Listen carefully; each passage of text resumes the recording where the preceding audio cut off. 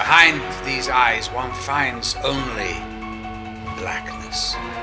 These are the eyes of a psychopath.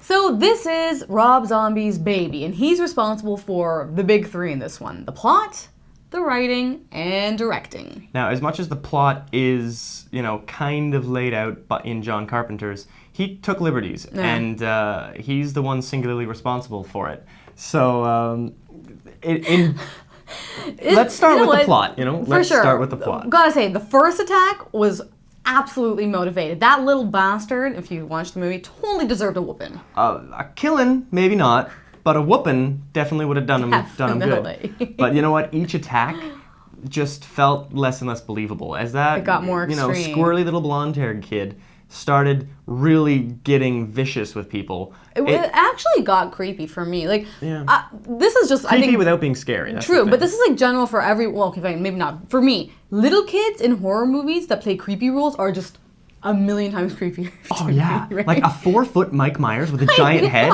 It's like a huge, scary bobblehead. It's just so well. I mean, like the disturbing, the disturbingness of the whole thing is obvious because kids are supposed to be innocent. Yeah. And the fact that they can be that messed up in the head. Absolutely, very, very strange. So, the plot is intrinsically linked to the writing, and the screenplay is also a result of something that Rob Zombie wrote.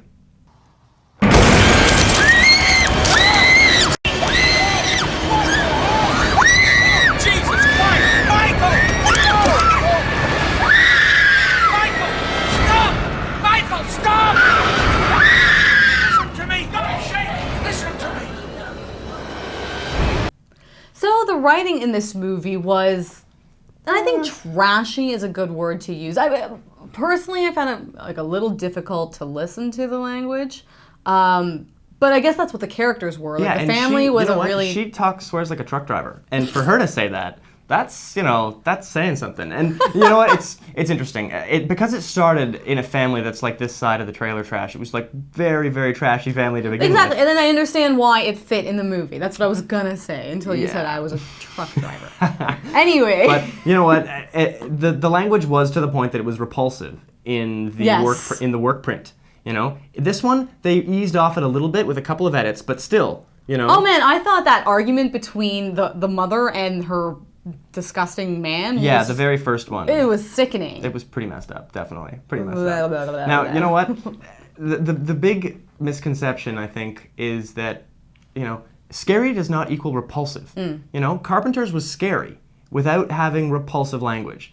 And, even the girls, even the young girls, when we fast forward to Mike Myers as an adult, even they had like ridiculously foul language, and it's a trademark almost of Rob Zombie's. Yeah, true. It's something he plays around with. And he pushes the envelope. Exactly. Overall, you either like his crass writing style or you don't. It's one or the other. And really, again, it just works for the feel of his movies. So. Yeah, although his style kind of works against him at times, like when he's trying to write a newsread. You particularly mentioned that. I just found it overly gruesome when that reporter was kind of talking about that first crazy murder scene in the house and reporting on it. And anything Hollywood could imagine. Exactly. Yeah. How...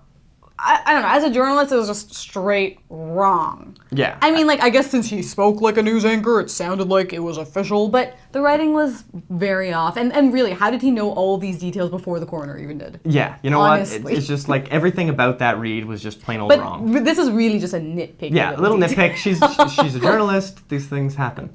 So beyond that, at least Malcolm McDowell's lines were elegant, befitting both the character and the actor, I've got to say. Good. But I feel like anything he says sounds elegant. Yeah, if he can refer to the old in out. Exactly. And it sounds cool. Yeah. It doesn't sound filthy. That's something Malcolm McDowell can do.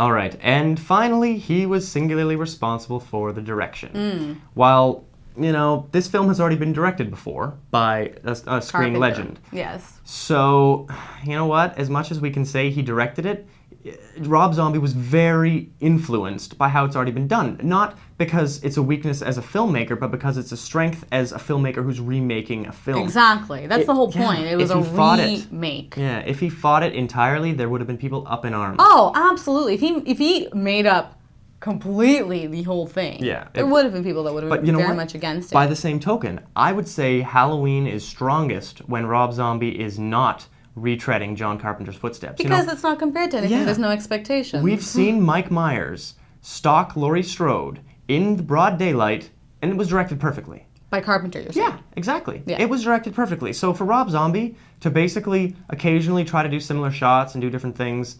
that part just felt unnecessary. To me, the best parts were the parts that he made up. That were original to him. Absolutely. So Michael Myers as a child, that whole history there, and his interactions, and just his growth into this monster. Into a psychopath. Yes. Yeah. The regression in the asylum that you don't even get in Carpenter's version. That stuff was really cool. And the escape was awesome. Like in the original, you just see a bunch of crazies walking around in their undies, and you don't really get the brutality of what might have happened, how Mike Myers might have gotten out. And in this one, you really don't get the impression it's a sanitarium-wide breach of security. Not at all. But it's Mike totally, Myers gets out, and it's brutal. Oh, yeah. And just have to say, I think Rob Zombie made a great decision not making him drive a car. This guy shouldn't know how to drive a car. And John Carpenter made that mistake, I think, in the first film, and it was great to see Rob Zombie put a Mike Myers that just walks. That's fine. That does it for me. It's really good. But yeah, specifically the daytime stuff is what really gosh. And speaking of daytime and the stalking, Laurie Strode, what did you think of her? Well, really, I thought she was quite noble in Carpenter's movie. Yeah, you know what? Jamie Lee Curtis plays it as a really virtuous person who if you had to choose between the three girls in the movie, you'd say Jamie Lee Curtis should survive. Right. In this one, again, they introduced a character badly. They had Laurie Strode come out to her mom and say, she touches me in bad places, and then puts bagels over her boobs, and you're like, okay, who is this bimbo? Kill her. And then you realize, it's Laurie Strode. You know what, though? She was the most virtuous one out of all of her friends. Absolutely. Eventually, you got to the point where you realized, okay, the Laurie Strode role is virtuous. But it was introduced all wrong. That was the problem. But you know what? Those parents were great, and when the dad bit it, I loved it. Oh man, you know what? I'm pretty jumpy when it comes to movie. I'm very, very interactive. Like I'm the type of person that will scream in the theater. Unfortunately, I'm sorry if anyone is ever sitting in a horror movie at the same time as me. But when the parents were killed, like when Mike Myers got the dad, that's the one moment I screamed and just scared the crap out of me. And you know what? This speaks volumes for the theater-going experience because I had already seen the work print. I knew this guy died, but I yelped. I let out a little yelp.